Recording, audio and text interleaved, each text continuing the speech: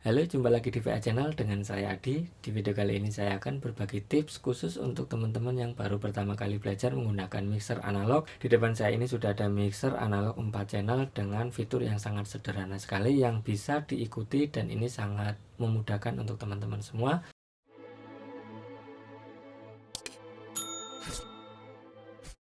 Di sini saya akan mulai bahas mulai dari input dan output dan juga pengaturan yang ada di mixer ini. Untuk mixernya teman-teman bisa menggunakan mixer apa aja, merek apa aja, jumlah channelnya berapa aja, itu silahkan. Nah, tapi di sini saya menggunakan mixer Studio 4 dari Paslab. Di sini ada input, di mana input ini memiliki jack combo. Jack combo ini karena di dalam satu jack ini memiliki dua fungsi. Yang pertama jack Canon atau XLR 3 pin. Yang kedua di sini ada jack Akai atau jack TOA yang di tengahnya ini seperti ini, TRS atau TS. Nah, kemudian di bawahnya ini ada phantom power. Phantom power ini berfungsi sebagai penambah daya untuk beberapa mikrofon seperti mikrofon kondensor, atau jika menggunakan direct box bisa on-kan di phantomnya. Sedangkan di bagian outputnya, di bagian master LR-nya ini ada dua jack Canon atau XLR 3 pin, dan di sini juga paralel ada jack TOA atau jack TRS LR. Kemudian ada di channel ini kebetulan ada auxiliary output yang bisa digunakan untuk monitor output. Ini jack outputnya, ini untuk kiriman channelnya. Kemudian di sini ada master auxiliary-nya. Di sini saya sudah menambahkan satu mikrofon yang akan saya bahas secara sederhana aja. Sekarang saya akan bahas di sini. Jika ini membutuhkan phantom, on-kan aja phantomnya. Jika tidak perlu dinyalakan. Kemudian di sini ada tombol solo. Nah, di sini on-kan untuk channelnya, mute on off-nya. Nah, setelah di on-kan solonya seperti ini, maka ini akan nyala indikatornya, dan di sini ada sinyal. Jika saya lepas, di sini tidak ada sinyal. Jika saya tekan lagi, maka di sini ada sinyal. Fungsi dari tombol solo ini yang pertama sebagai cek sinyal masuk atau tidak. Yang kedua bisa cek ini apakah sinyal ini bermasalah, misalkan ada noise atau distorsi. Kemudian cek seberapa besar sinyal yang kita butuhkan dari channel tersebut, misalkan channel 4. Sekarang yang pertama kali saya lakukan sebelum saya dorong fader di sini adalah buka gainnya. Saya buka gain sesuai dengan kebutuhan saya. Ada beberapa teori yang menjelaskan cara pengaturan gain, teman-teman silahkan cari referensinya. Tapi dengan menambahkan gain yang begitu besar, biasanya noise di lingkungan ini akan tertangkap oleh mikrofonnya, sehingga jika sumber yang kurang dekat dengan mikrofon, maka kemungkinan besar akan terganggu dengan noise sekitarnya. Maka itu agak hati-hati dengan menentukan gainnya. Misalkan saya ambil contoh gainnya sebegini. Setelah gain saya tentukan di sini, saya baru lepas si solonya. Kemudian di sini saya akan naikkan fadernya. Berapa besar fadernya ini tergantung kebutuhan. Apakah jika segini di output master LR-nya, di main speakernya sudah cukup atau belum.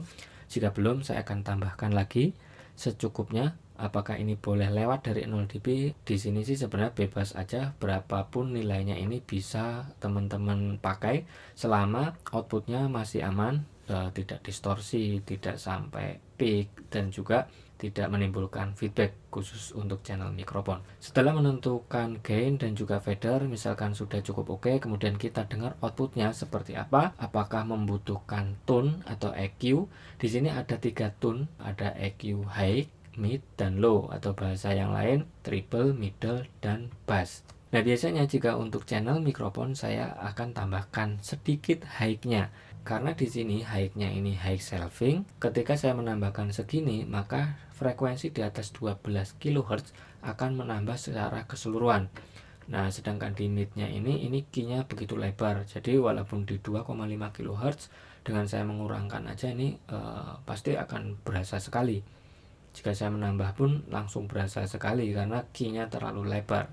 Nah, untuk low-nya karena di 80 Hz ke bawah, untuk suara vokal sih sebenarnya tidak terlalu banyak pengaruhnya selama si main output speakernya ini tidak terlalu over di bagian low dan low midnya. Setelah menentukan gain dan juga kebutuhan EQ, apakah perlu di EQ atau tidak, saya akan coba di sini ada efek.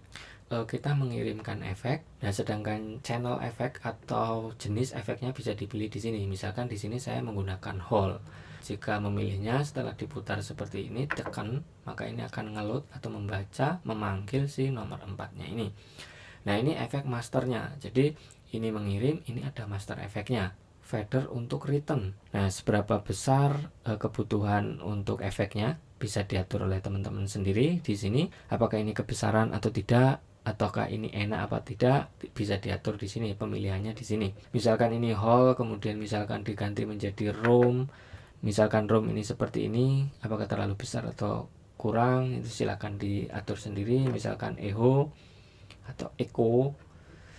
Misalkan saya ambil contoh di sini nomor 41 atau 42, beberapa efek yang cocok untuk teman-teman silahkan coba sendiri. Nah, ini cara mengirim efek seperti itu. Kemudian untuk mematikan saya akan tarik fadernya ini turun ke bawah. Nah, untuk mengirimkan auxiliary atau ke monitor output di sini channel ini bisa dibuka seperti ini. Kemudian ini masternya. Seberapa besar signal yang akan dikeluarkan di output auxiliary-nya ini tergantung kebutuhan. Nah, selama di monitor ini masih aman, membuka level seberapapun itu terserah. Jika sudah timbul feedback, jika ini channel vokal ya mesti dikurangin lagi, bisa dikurangin di channel atau di masternya. Nah, ini pembahasan singkat dari saya, mudah-mudahan ini bermanfaat untuk teman-teman semua. Terima kasih, sampai jumpa di lain kesempatan.